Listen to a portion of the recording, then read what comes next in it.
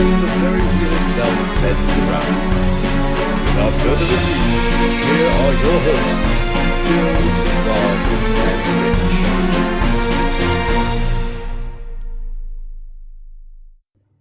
And welcome everybody, welcome back to the Taviren, a Wheel of Time podcast. I am your humble host, Rob. And I am Rich. Hello, Rich. I guess we've given Bill the week off because, apparently, as he says, he does everything. So, I guess he earns himself a week off, right? He does stuff. He does stuff. That's pretty much how it goes. This week, we are going over chapter 14. We are going back to the single chapter method, and we're doing one chapter today. Chapter 14, the Stag and Lion. Rich, what do you think about this chapter? It's alright. Nothing really exciting happens. Yeah, it's more of a setup chapter, but definitely some interesting bits in here. Before we get too far, we do have an iTunes review to go over. Oh. Excuse me. I'm actually out of Canada, so we're definitely branching out international. So this is a 5-star review. It's by Halden, and it's called "Great Listen to People Chat About Wheel of Time." These three gents are great to listen to, even when they go off on an RPG or Game of Thrones tangent. This chapter by chapter chat is a great listen. Thanks, Halden. Hope everything's going great in the Great White North. That's more of a Rich's area than mine, but hey, I love hockey, so it's all good, right? Canada. Blame Canada. Okay, never mind. Yeah. As far as Wheel of Time news, I think Rafe and company are kind of keeping everything close to the chest right now. There's no real bits of news coming out. A lot of fantasy castings by different groups like Narg or Nablus or other Twitter of Time folk. As news comes out, we'll try to get that to you. Thanks to Narg and the Twitter of Time hashtag, for any Wheel of Time news going forward. So, like I said, we'll keep you abreast of any news as it develops. I was wondering, Rich, so the podcast, how far are we going to be in when Amazon show drops?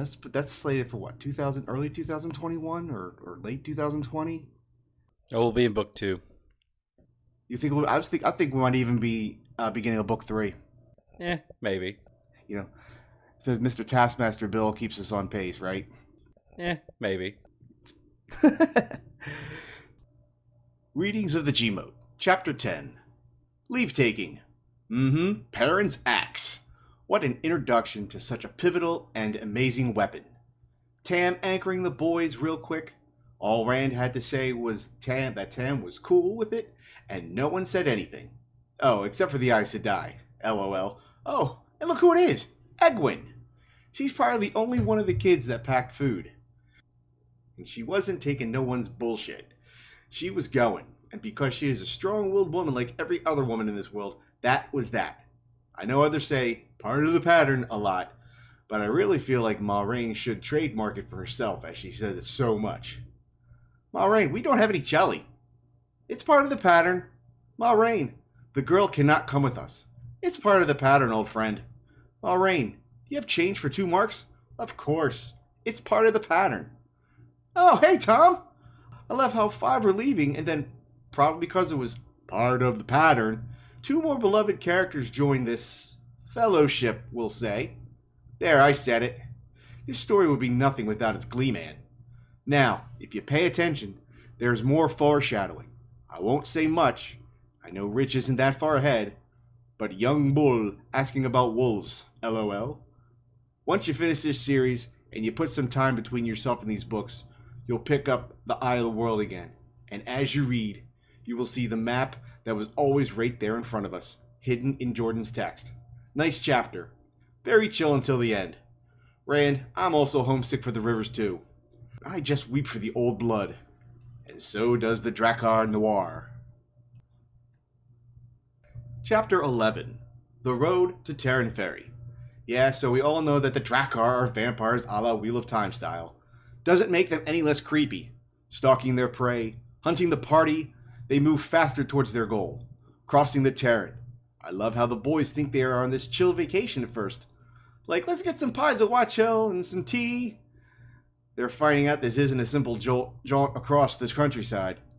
This is a marathon for their lives. Once they get to the ferryman is kind of creepy. He never does anything creepy per se, but we all can admit that he has that creepy vibe. Licking his lips for gold, yeah, that's creepy. Thankfully, after all that lip licking, he is gathering his crew for everyone to cross. Something interesting we learn in this chapter is that even Aes Sedai have their limits. Lan yelling at Moiraine to kill it, and her yelling back that wasn't as simple as that. Aes Sedai, she is powerful, but she does have her limits. And that was Thoughts of the Gumote, or Thoughts of the Gmote, chapters 10 and 11. Thanks a lot, Gmote. Keep up the great synopsis. Excuse me. So this is chapter 14, Stag and Lion. So the party has arrived in Barillon. They've gone through the front gates, and the chapter opens up with them going up to the Barillon version of the Wine Spring Inn, which, you know, the boys commented was as big as 2 wine springs, one on top of the other. So they as they enter the inn, Moiraine pries some gossip out of the innkeeper, Master Fitch. We get our first mention of a character called Min, and we even see her in this chapter, but she has no dialogue. So little foreshadowing there. When, you know, who's this random person, and what does she play in the big story? Yep, she's got some interesting stuff later on. I love all the characters, but I love the beginning of Min, how she has ran so off edge, and I love that banter back and forth, and he has no idea how to handle the big city girl, and it cracks me up how she just wraps it around her finger. So after that, I got here while the men were getting the stink of the outside off of them. Matt gets a little loose with his tongue to Ara, the bath attendant. Matt just can't help himself. He was oblivious to Rand and Tom and Lan all trying to shut him up. You know, it's, you know, whether it be in the big city or just Matt being Matt, he cannot do right. He just can't help himself sometimes. It's part of his charm, right? He's excited. He's excited, yeah, he's excited. But before they even went in, Lan and Moiraine were like, listen, you know, we don't talk about some things in this town. A lot of people, a lot of ears, we kind of keep to ourselves.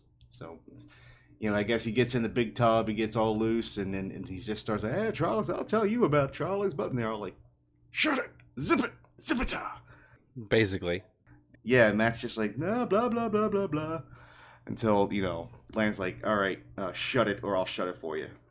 Basically, yeah, he's just kind of running wild there. My next note here says Lan gives us a hint about Trollocs and the Borderlands. You know, up to this point, we don't know much of the areas up north.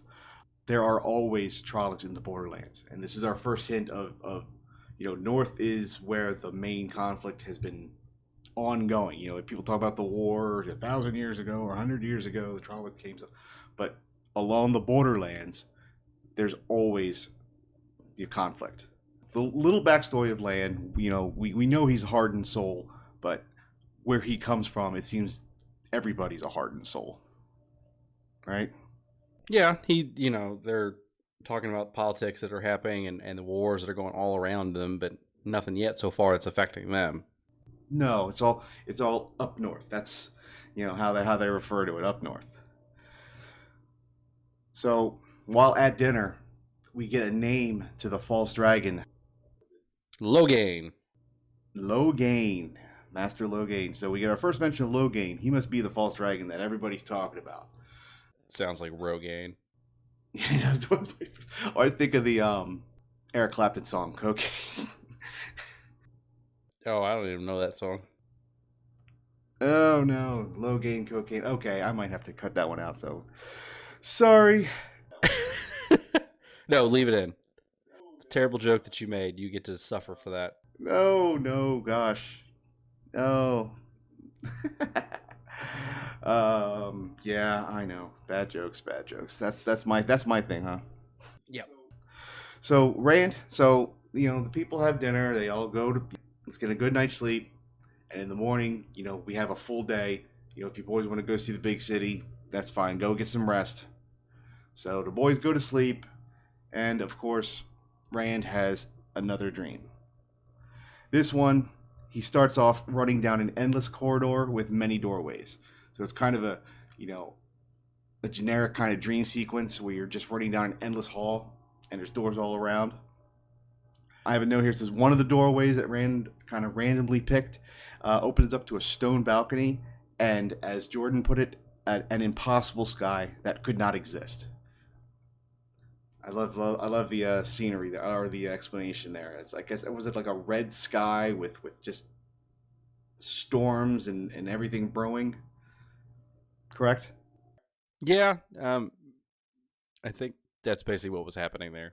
Yeah, the phrase "an impossible sky that should not exist" just gives you an idea of just complete, awe and uneasiness and just a complete sense of wrongness about everything in this dream. Rand tries another door, and he comes face to face with an entity known as Balsamon. Dun dun dun. The man whose the man whose eyes and mouth become openings of endless flame. That was the picture I posted. That I guess Bill had Bill's hog picture. I posted it in the Taviren Discord too. But it was a picture of Bill with hogs in his eyes behind flames, and I called that Bill Alzamon. Oh yeah. What people are not understanding in this chapter, Rand's not really having a nightmare. He's having a stroke. Very specific things of this dream, and in the next chapter, how, little foreshadowing, little spoilers for the next chapter, but things in this dream seem to happen in the real world, and it becomes just way too much for him to take. Rand, seeing, the bad guy, and he's like, I'm Beelzebub, I'm here for you, whatever, you've been chosen. He says, no, you're not, and he bolts out the door, goes across the hallway, opens another door, and, Beelzebub's sitting right there, too. So no matter what... Hello. Yeah, no. Were you going somewhere? So as soon as, Rand realizes, not that he's in a dream, but that, I'm not going to be able to get away from this guy. He's going to appear in every room no matter what. I guess there's sort of a confrontation, a meeting of the minds here, and he'll go in and say, Rand, for lack of a better term, kind of a tropey chosen one type litany. You're the chosen one. You can't escape your destiny. You've been chosen for this very moment. That kind of banter. But there's a lot of symbolism here. Like, I guess Balsamon offered him a drink, and at the sighting of the drink, Rand's sensation is that he's incredibly thirsty and he has to have a drink. But he's able to control the urge and defy Balsamon and not take the drink. So even in the dream state, and even being face to face what is considered to be the final boss, he's able to defy and say no, I don't, I refuse you and I defy you. So even in these beginning chapters, we're getting the sense of Rand actually has a backbone, actually is able to maybe face up to the challenges that may lay ahead of him. Right? Whoop. Sorry, my mic cut out on me. That's all right. Yeah, I would think that he's kind of showing it some backbone to it, but well, the key thing is here is Balsamon references his mom and his dad. Yeah, and then Rand flashes out with emotion, and he's defiant. He's like, no, they are good people. You shut up. I'll shut your mouth for you. Yeah, he's saying those things, but also he's realizing that it's a dream, and he's trying to control the dream. If he understands that, he can resist it. Yep. Understood. In these dreams, though, Balsamon kills a rat by bending its back over itself and cracking its spine. It's trying to kiss its own butt. Sorry. Never mind. That's probably better than what I was gonna say. I already had my bad joke at the podcast, so I'm probably best off letting you go with that one. That's fine. Even reading that when I read it for the first time, in my mind I hear the cracking, and it makes me want to straighten my back because it just kind of creeps me out. Just the whole thought of the rat so unnaturally bending in on itself, and then I guess after it drops dead, Balsamon starts to do the same to Rand, and I guess that's where he wakes up. And I think that's about where the chapter ends. So as Rich had mentioned, this is there's some information in this chapter. It's not a lot. It's basically a setup. The next chapter is a meaty chapter. I got 2 pages of notes on this on chapter 15, but long and short of it, they camp in for the night. They get some information, about Logain. They get we get a character preview of Min. Matt being Matt, his dumb ass won't shut up. They have dinner, and then they say that they're going to have a day to themselves in the city if they want to. And then the second half of the chapter is Rand's next dream. I love the fact that when he first sees Moiraine, she randomly asks him about his dreams, and he's had to. I don't know what you're talking about. I don't have any dreams. And then since then, like 2 nights in a row, he's had these bad dreams. The first dream is more surreal, I'm on a dragon. I'm on a mountaintop, drawn to this one ominous mountain, and now I'm randomly drawn to this white tower. Very kind of ethereal. But then this one's a little much. Well, not it's a lot more specific, where he's actually engaged in conversation with another entity. So the dreams are getting more and more intense. It's only a second one. Hopefully, he starts to learn to control them. Hopefully there's a way going forward to control your dreams, Rand. So again, you're just having a stroke, just let you know. Yeah, I nothing's really happening in the world. It's just you're in I'd say your own little coma. Well, once again, a little foreshadowing in the next chapter, we find out that he was not the only one with whom Balzamon tapped into last night. So it's not just him, which also kind of brings the more reality to the situation. So that's it for chapter 14. Like I said, not a big chapter, but some information.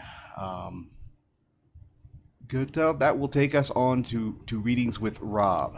For this chapter, I took a bit from the dream and the encounter with Balzamon, and here we go. Readings with Rob. And now, the Ta'veren present to you Readings with Rob. Chapter 14. The Stag and Lion. Flames rose in the man's eyes and mouth. Rand thought he could hear them roar. Some call me Balzamon. Rand found himself facing the door, jerking frantically at the handle. All thought of dreams had vanished. The dark one. The door handle would not budge, but he kept twisting. Are you the one? Balzamon said suddenly. You cannot hide it from me forever.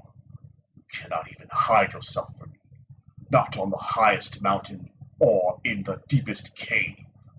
I know you down to the smallest hair. Rand turned to face the man, to face Balzamon. He swallowed hard. A nightmare. He reached back to give the door handle one last pull, then stood up straighter. Are you expecting glory? Balzamon said. Power? Did they tell you the eye of the world would serve you?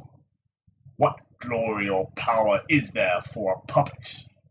The strings that move you have been centuries weaving. Your father was chosen by the White Tower, like a stallion roped and led to his business. Your mother was more than a brood mare to their plans, and those plans led you to your death. Rand's hands knotted in fists. My father is a good man, and my mother was a good woman. Don't you talk about them. The flames laughed. So there is some spirit in you after all. Perhaps you are the one. Little good it will do you. The Merlin seat will use you until you are consumed, just as Davian was used, and Yorian Stonebow, and Guare Amalasan, and Rowland Darkspade, just as Logain is being used until there is nothing left of you. I don't know. Rand swung his head from side to side. That one moment of clear thinking, born in anger, was gone. Even as he groped for it again, he could not remember how he had reached it the first time. His thoughts spun around and around. He seized one like a raft in the whirlpool. He forced the words out, his voice strengthening the further he went. You are bound in Shyle Gold. You and all of the Forsaken. Bound by the Creator until the end of time. The end of time? Balzamon mocked. You live like a beetle under a rock, and you think that your slime is the universe. The death of time will bring me power, such as you could not dream of, worm. You are bound.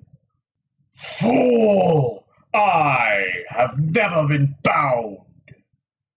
That was Readings with Rob. If there's a passage in an upcoming chapter you wish to have read on the podcast, simply tweet us at TavirenPod with your request. All right, that was Readings with Rob. My throat with Balzamon is still getting still sore. It's getting better. I use a very deep booming voice for him, so I'll be fine. Don't worry about me. So if there's any readings in an upcoming chapter you want to hear, of course, there's the Twitter account, but we also have a folder or a discussion in the Discord. If you're not already part of Discord, why not? But there's all different segments in there. One is for any kind of suggestions you have for Readings with Rob. Also, and he teased this to us last week, but I haven't heard or seen anything yet. Bill's working on his own little segment, right? Yeah. Yeah. Tellings of the Wheel. He did send us a preview of the one for the story of Manetheren, and it sounded great. So I'm eager to hear everybody's thoughts on his Tellings of the Wheel segment when that comes up. I think we've also agreed that his next Tellings of the Wheel are going to be a certain city, a very ominous city that no one likes to enter, especially the Trollocs, in the next couple chapters. So we're already planning the second Tellings of the Wheel segment. So get on that, Bill. Let's get that out there and get everybody part of the conversation. So, Rich, our next chapter, as I said, chapter 15, Strangers and Friends. This is a very big chapter as far as content. Lots of different sections of this chapter, lots of different moving pieces going together. I like to see how the boys are going to let loose in the big city of Berlon. Some adventures are to be had. Adventures to be had. Choices not made well to be had. Boys being boys, very much so. We get some introductions to some very key players to the wheel. Like I said, we got a preview of one of them in this chapter. But we get a closer look at Min, a few other white cloaks per se, and some other surprises.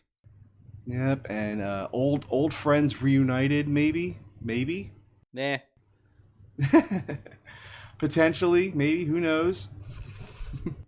But I mean, like I said, this has been a long chapter as far as content, but I think that's about all we have for this chapter. Woo! Yeah, I know. Quickest podcast ever. Yeah. Podcast, like I said, it's just about having just a quick conversation, not a huge agenda. Having some fun, just riffing on what we think, telling some bad Eric Clapton jokes, and going from there. Hold on. You telling bad Eric Clapton jokes. I tell amazing jokes. Yes, the rat kissing his butt was quite legendary. Epic level. Good job. Rolled a 20 on that one. People are like, he's kind of an ass. No, I deserved it. All right. Anyway, moving on. We have so many ways now you can join in the conversation. We have the Twitter. We have the Discord server that's booming. We have a YouTube channel. I guess that got sprung on you live on the podcast, right? Yeah, I didn't know about that. I watched it a little bit. It's not bad. No, I like some of the little Tyler who runs our Probably Work network. He'll have our screen cap on while you listen on YouTube, but he'll pepper in some kind of Easter eggs and basically, yep, and other things like that, just to kind of make sure you're paying attention. I'll listen to it at work, but I'll admit I didn't have the screen cap on because I was listening at work. So, but still, it's great. If you prefer YouTube, we're there. Subscribe today. Tyler will put up the episodes as we get them out to you via podcast. We're also in talks with Tyler about adding some other content, maybe some smaller chunks of content, more digestible for the YouTube crowd. But like I said, there's a Twitter. I think the Reddit posts, the Discord. There's all kinds. I think Tyler even has an Instagram and a Facebook set up for the Taviren. So there's no excuse now. Yeah, guys, we want to hear from you. Rate and review. Show your love to us. Give us a 1-star review if you feel it's warranted. But for all means, give us a reason why and how we can improve upon that. at least we're a 2-star, not a 1. Yeah. Well, you saw. Did you see? We did. Someone gave us an anonymous 1-star, and I kind of spun off on that. Yeah, because that person was dumb. Yeah, I know. You must have said a bad joke or something. I don't know. I don't think so. It was not me. That must have been Bill. Not possible. That's right. That rat joke was worth 2 stars alone.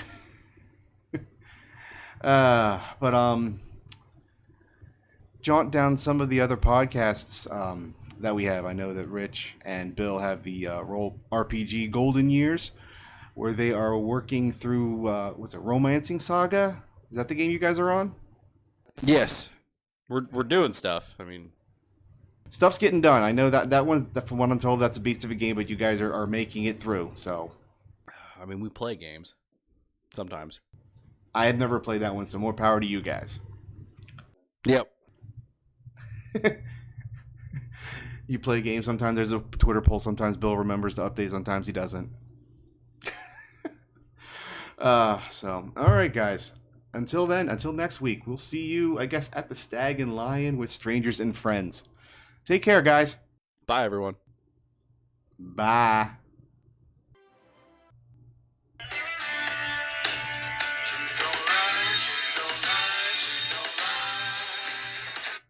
Low gain. You see, Rich? That's my joke. Oh yeah, that's my joke.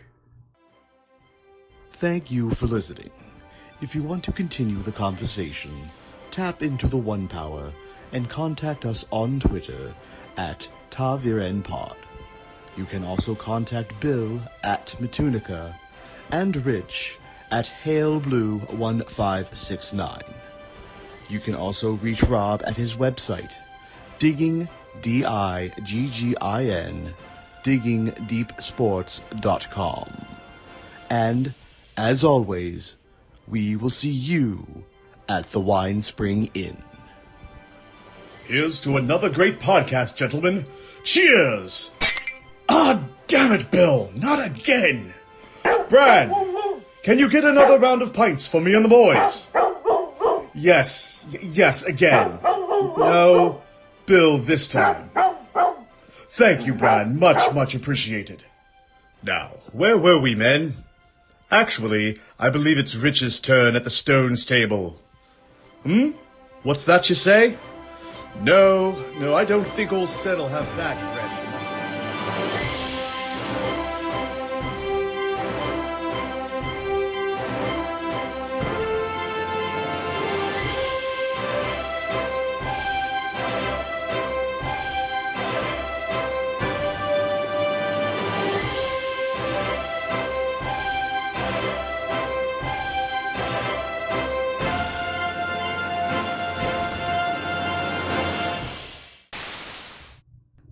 I miss Bill and his ability to fill the bullshit.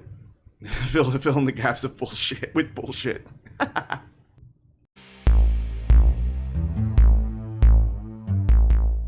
My name's Tyler, and I host the podcast Too Young for This Hit, where I watch movies I've never seen before with guests who love them. So what kind of movies do we watch? We watch mostly like classics movies, like Escape from New York, Bill and Ted's Excellent Adventure, Alien, Wayne's World, party time, excellent, Aliens, Smokey and the Bandits, Rocky Horror Picture Show. In addition to talking about movies, we also talk about cats. A lot. For pretty much no reason. You can find Too Young for This Hit and tons of other great podcasts at probablywork.com.